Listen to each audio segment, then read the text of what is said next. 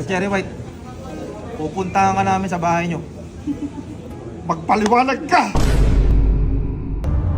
Cherry White tapos Boy Tapang, nagkaganunan na. So yung naman pag-isipan ng masama si Cherry White kasi kaibigan ko din yan. Kaibigan namin ni Lovely yan eh.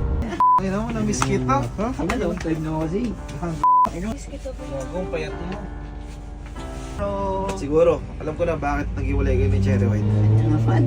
Siguro, ang bababae ka na naman ano. Yan ang hindi ko nag... Babalik din tayo sa dati. Siyempre, yung mga panahon na depressed tayo, siyempre, ang kawawa, ang apektuhan talaga katawan ko kasi stress ako, nag-aaway kami. Yun. Tapos noon, nung okay na kami ulit, kada pag may konting problema, away, lagi nyo nang bato sa akin. Pero hindi na, kahit na nagbago na ako. Actually, hindi naman namin sinasara yung puso namin sa bawat isa.